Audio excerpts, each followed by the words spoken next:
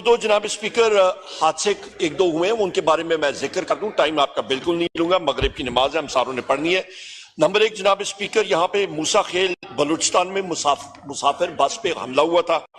23 मुसाफिर जहां बाग शहीद हुए हैं।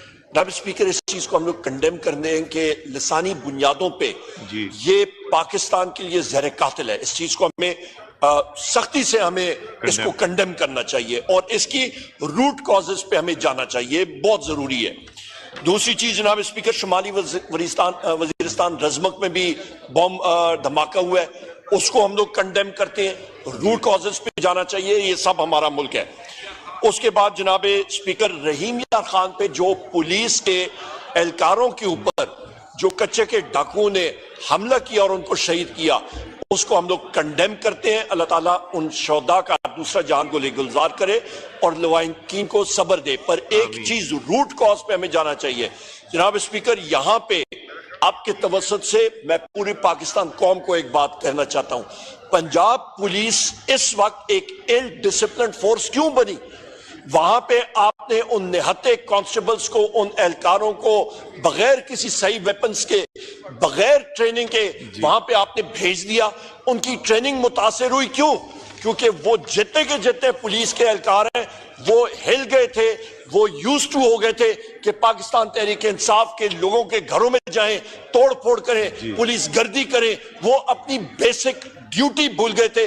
उस चीज को हम लोग कंडेम करते हैं और किसी ने या मुस्ताफी होना है, वहां पे जनाब स्पीकर जो आईजी पुलिस है डॉक्टर उस्मान, वो और उसका जो सीनियर अमला है उसको आप सैक करें और उसको अकाउंटेबल ठहराएं।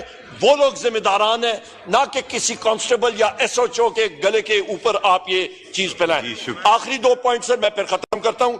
अरबाब आमिर अयूब साहब इस हाउस के एमएनए हैं, तरनौल के जलसे पे आए थे।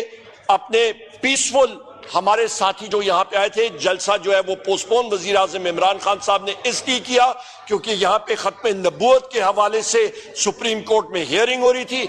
8 सितंबर को एनओसी हमारे पास है। इंशाअल्लाह ताला बड़े धूम धमाके से हम लोग करेंगे और बड़े धूमधाम से हम लोग यहाँ पे करेंगे जलसा इस्लामाबाद में।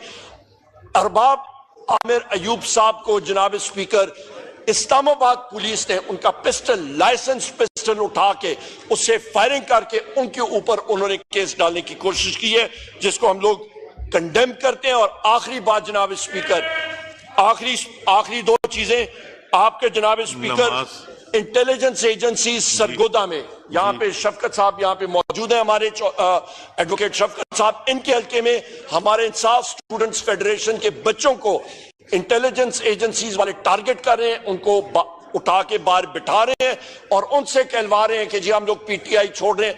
वो ही पुरानी घिसी पिटी स्क्रिप्ट जो 8 फरवरी से पहले थी वो कर रहे हैं। आखिरी चीज, मुस्तफा इंपैक्ट केस एक सेटल्ड लॉ है, मैं कानूनदान नहीं हूं, यहां पे मेरे साथी कानूनदान हैं।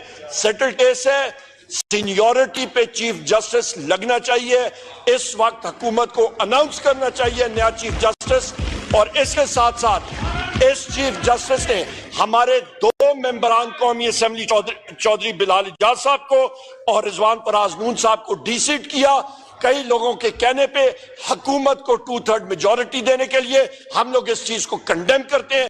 काजी फैज ईसा का नया जो चीफ जस्टिस है वो इमीडिएटली अनाउंस करें। बहुत शुक्रिया। आपने